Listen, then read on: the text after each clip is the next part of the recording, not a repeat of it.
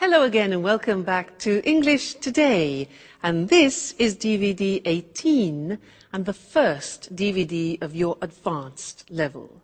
And in this DVD, you'll see another 2 episodes of our story, That's Life, followed by our special TV programs. This time, a sports expert will be talking about golf. Then, in our travel section, we'll be looking at the White Knights of St. Petersburg. Then in the grammar section, we will study some of the uses of the passive form in English. And then we'll look at some more useful phrases for you when you're socializing. All right? So, enjoy your viewing.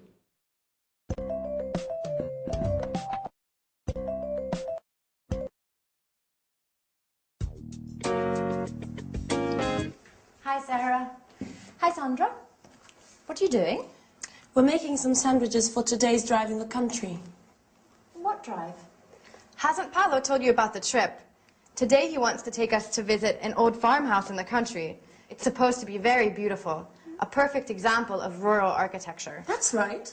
I remember now. Paolo told us it was built by some rich Italian-American, a really eccentric character, a friend of his mother's. Okay, girls. Is everything ready? We've almost finished. What a wonderful smell. They look and smell great. Keep your hands to yourself. No one's touching these delicacies now. You'll be able to taste them later when we have our picnic. Paolo, about this outing, where is the farmhouse? In the countryside, about 20 kilometers from here. And is it true that it's incredibly beautiful and that it belongs to an Italian-American? Oh, yes, but it was designed by a Dutch architect. And it was built in the style of an 18th century Tuscan farmhouse, right? Oh, right? Oh, believe me, it's a jewel. I didn't know you were so interested in architecture. Oh, my dear ladies, there are so many things that you don't know about me.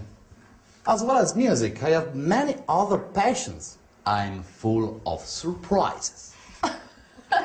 No one doubts that, Paolo.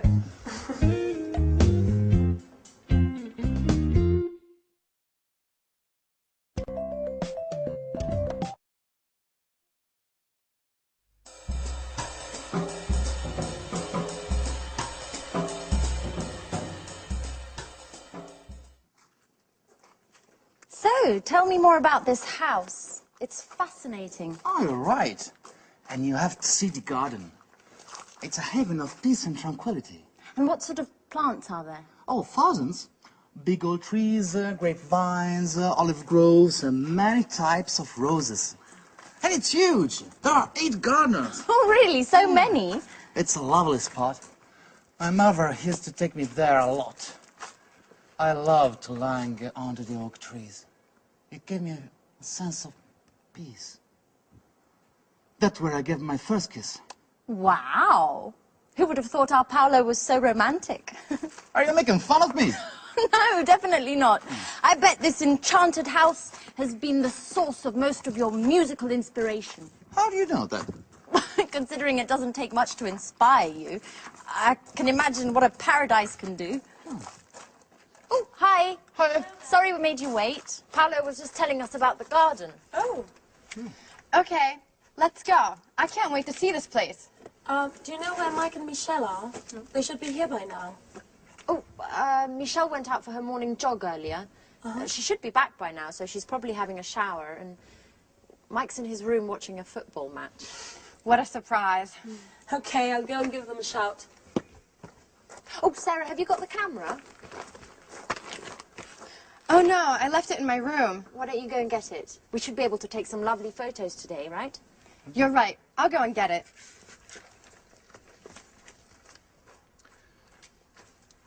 Well, it's good to see Sarah's back to her old self again, isn't it, Paolo? Oh, I knew that being all together would be good for her. Okay, let's check we've got everything. Okay, Sandwiches. got them. Drinks. Got them too. Okay, I think we have everything. I feel like I've forgotten something. No, we haven't forgotten anything. Oh, no, wait a minute. Just a minute. My guitar! No, Paolo, not the guitar. Just for today. We said it'd be a calm and relaxing day. What could be more relaxing than the sweet melodies of my guitar?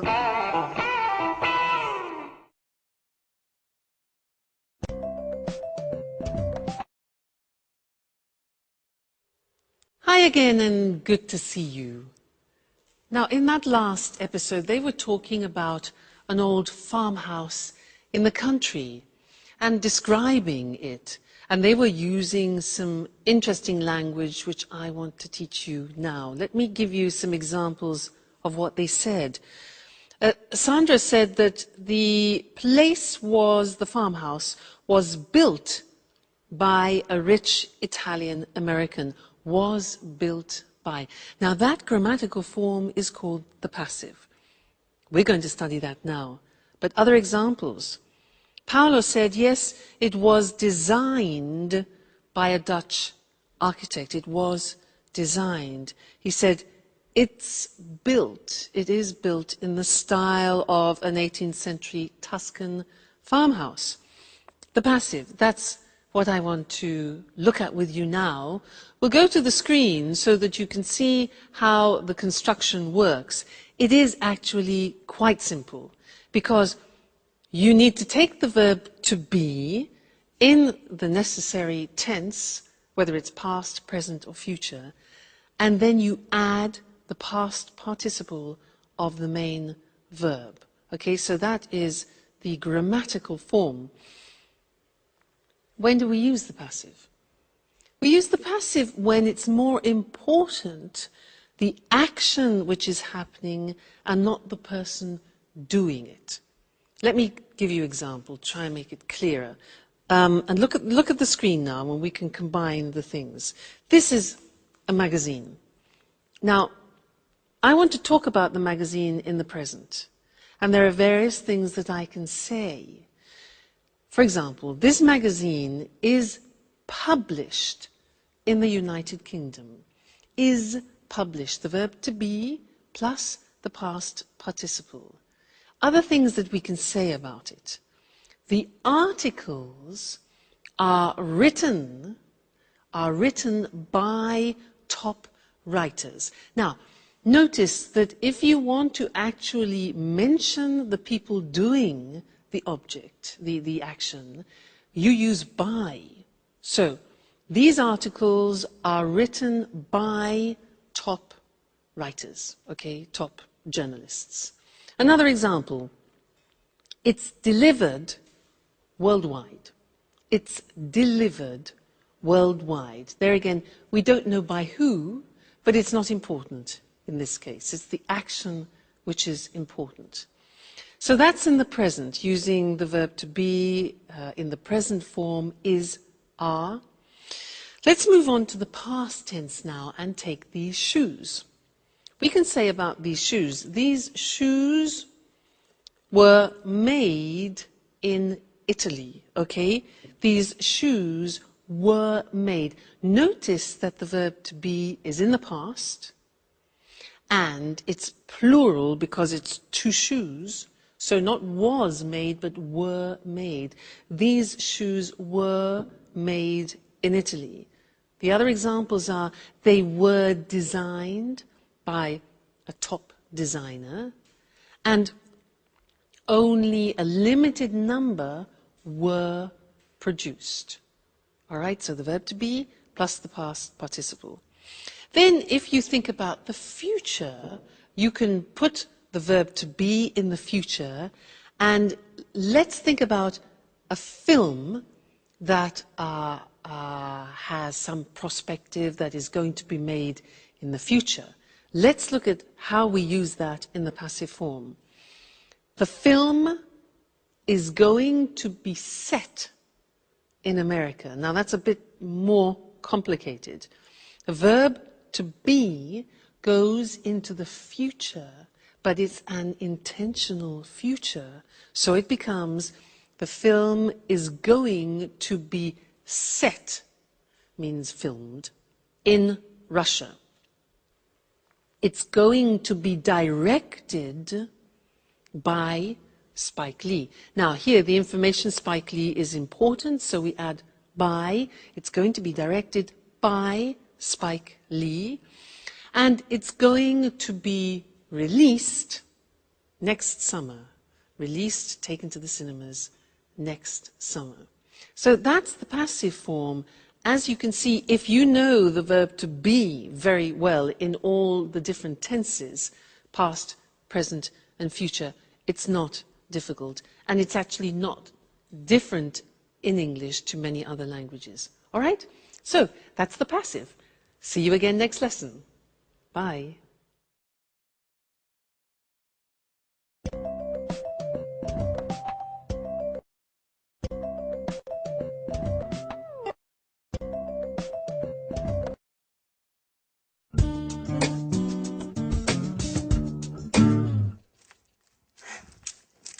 So, it's time to leave.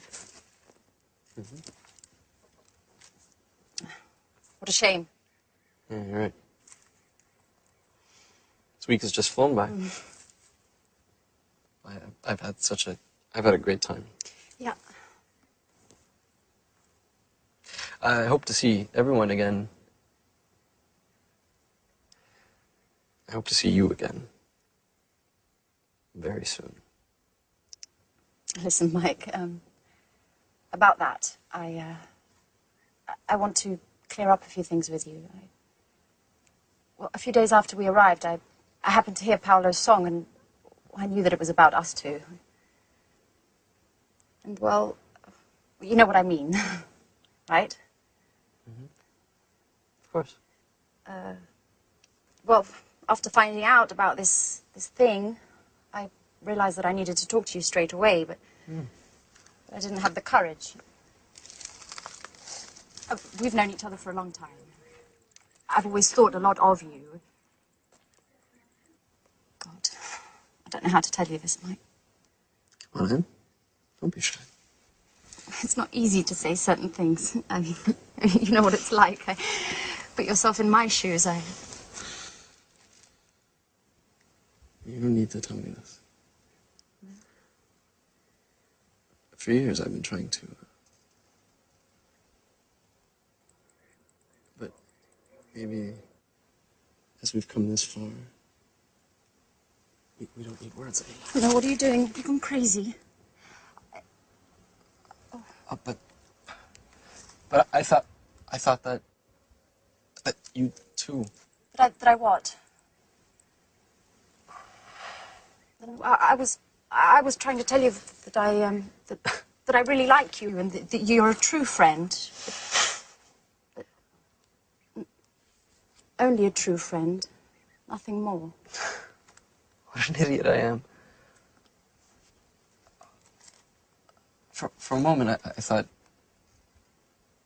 you had feelings for me. I'm sorry, Mike. I didn't want to upset you. It's just that, well, the truth is that there's someone else in my heart. I know. Don't worry. Let's pretend nothing's happened, okay? Okay. Right. Friends? Like before? Of course. But no hard feelings? Okay. Fine. I'll just go and finish packing then. Okay. I'll see you in a bit.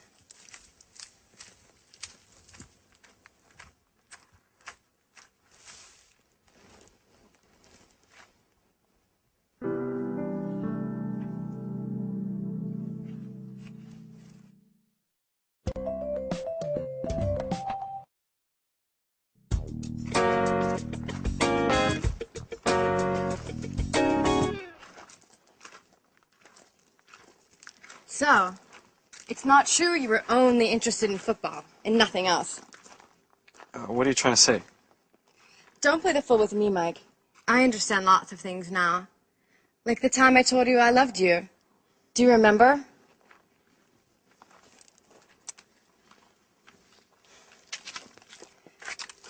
At that time, we were always together. And I thought there was more between us than just simple friendship. Come on, Sarah, not that old story again. I mean, there's no point in going over all of that again. Well, I think it's time to put a few things straight, once and for all. At that time, you told me you weren't in love with me, and that you didn't want to deceive me. I felt rejected, and thought that football was to blame. I thought that football was the only passion in your life. But now... But now what? Oh, stop it, Mike. I saw you here just now with Anne. Wait a minute, sir. Let me explain things. Oh, you don't need to explain. I'm not angry. In fact, you, all of you, have helped me a lot in the past few days. I'm at peace with myself again, and this is really important. And, to be honest, I'm glad to have found out the true reason for your refusal was another woman, and not football. I think of you more than any sport, sir.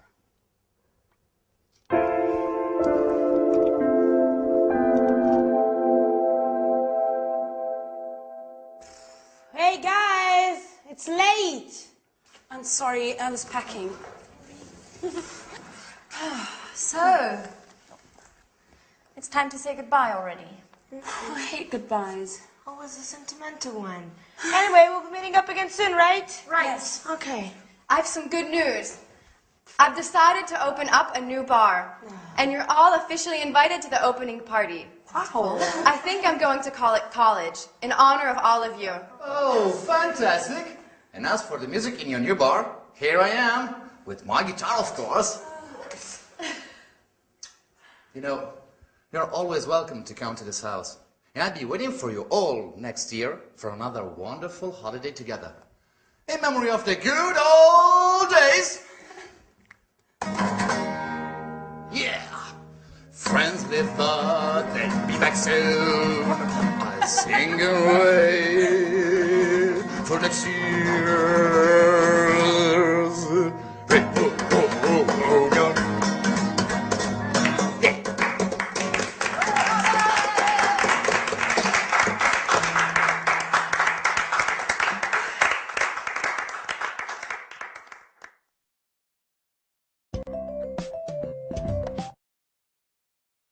Hi again.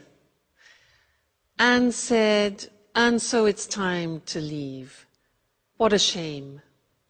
Well, it's true, isn't it? It's great to have a reunion with good friends, but it's also sad to say goodbye to them. And she said, what a shame. Do you know what that means? It's like saying, what a pity. What a pity, what a shame are the same meaning. And it means that you are expressing sadness about something. And with that phrase, I want to take you into socializing again and to look at a few more phrases to help you when you're traveling around the world, socializing with English language speaking people.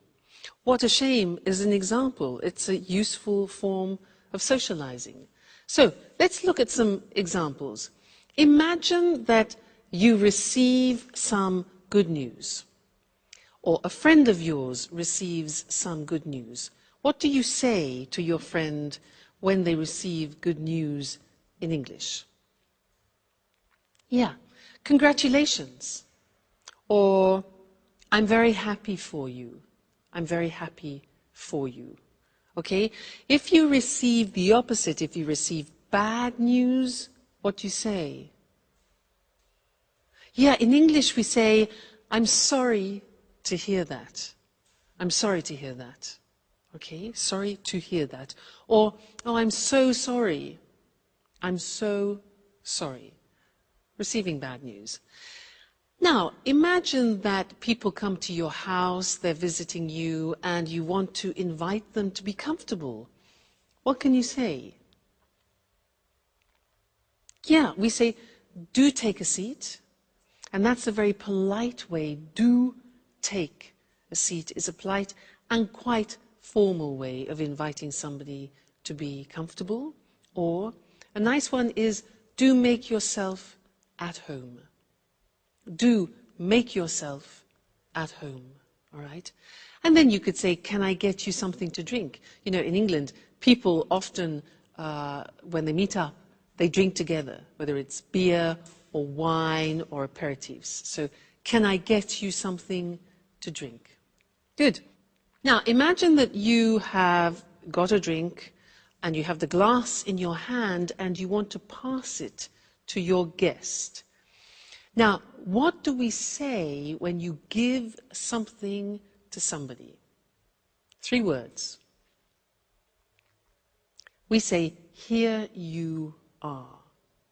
Now, when we're speaking fluently, that becomes, here you are, which sounds very strange, doesn't it? You think, what sounds Indian?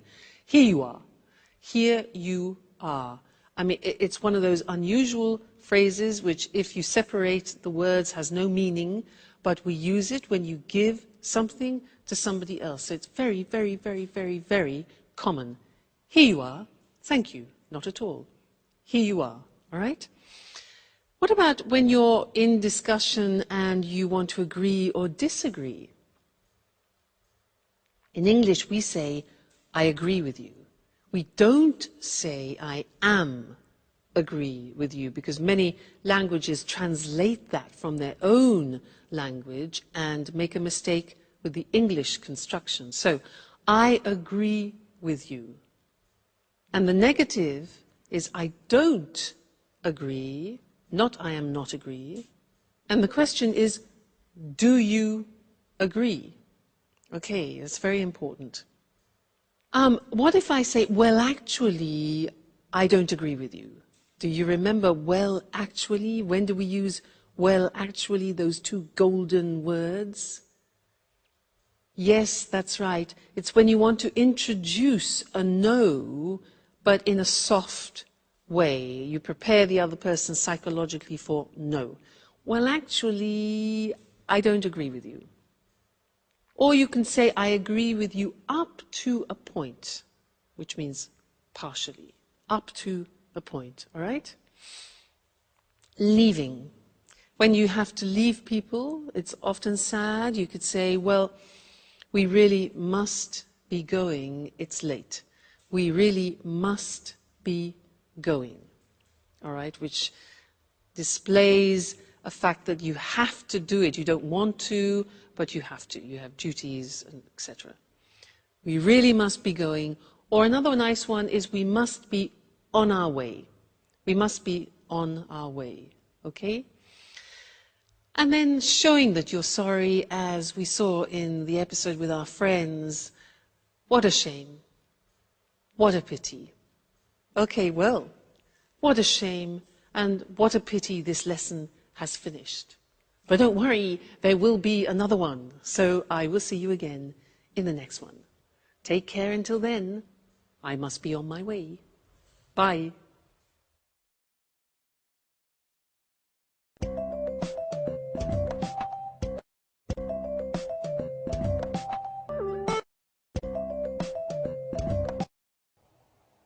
Good afternoon, everyone, and welcome to Sports Special. I'm Eric Brown, and here beside me is John Forbes, our sports expert.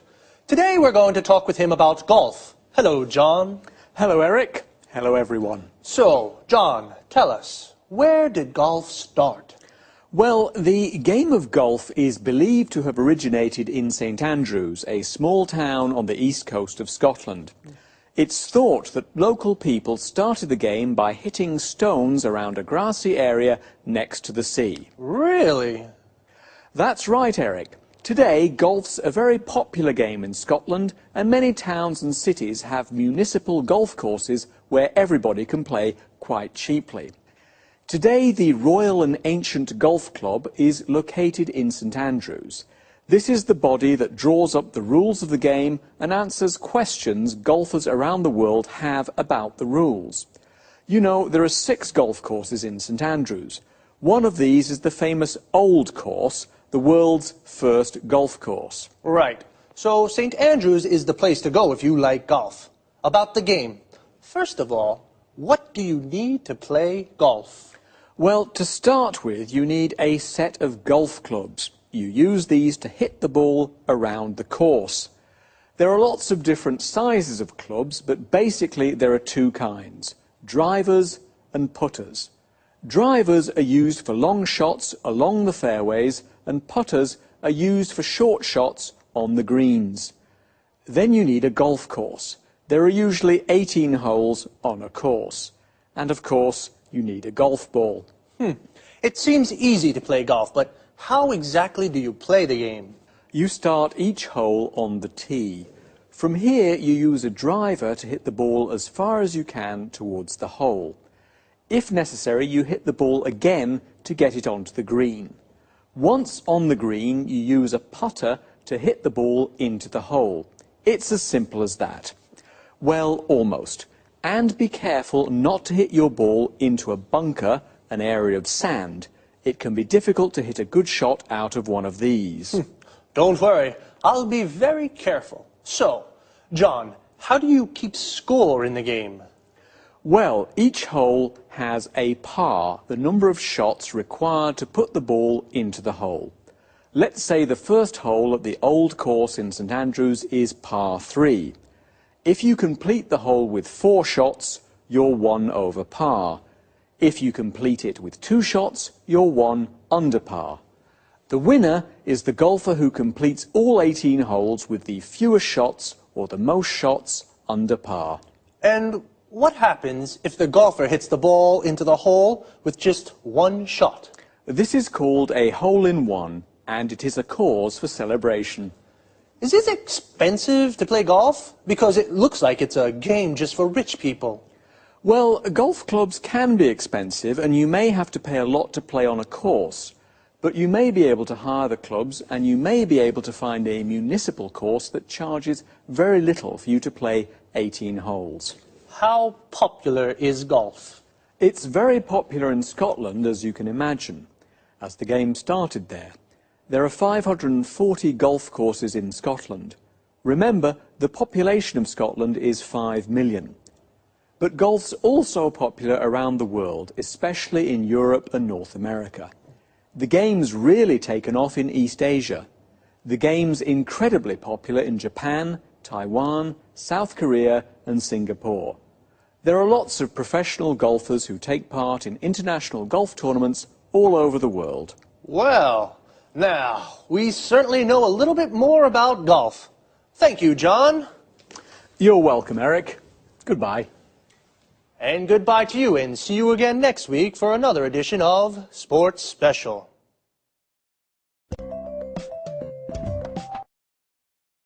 Okay, now let's go back to the start. So where and how do you play golf? The area where you play is called a golf course. A golf course has 18 holes. The aim of the game is to hit a golf ball into each hole with the fewest shots possible. A shot is when you hit the ball. To play golf, you need, well, yes, a golf ball and a set of golf clubs. A set is a complete group. And a golf club is the thing you use to hit the ball. There are 2 kinds of golf clubs. Drivers, these are clubs for long shots, and putters for short precision shots, to hit the ball into the hole. You take your first shot on the tee. This is the starting point on the golf course. For the first shot, you use a driver to hit the ball along the fairway onto the green. The fairway is the area between the tee and the green. The green is the area of grass around the hole. Here the grass is cut very short. You must be careful not to hit the ball into a bunker. A bunker is an area of sand. And how do you keep the score? The score is the points of the players. Notice we say, keep the score. This means count the points. Well, each hole has a par. A par is the number of points required to hit the ball from the tee into the hole. We say, for example, a hole is par 3. This means you have to get the ball into the hole with 3 shots. If you need 4 shots, your score is 1 over par. If you only need 2 shots, your score is 1 under par. And if you complete the hole with just 1 shot, it's called a hole-in-one. The winner is the golf player with the most under pars. Well, golf really has taken off around the world. We say something has taken off when it becomes very popular. Okay, sports lovers, that's all from me. See you next week.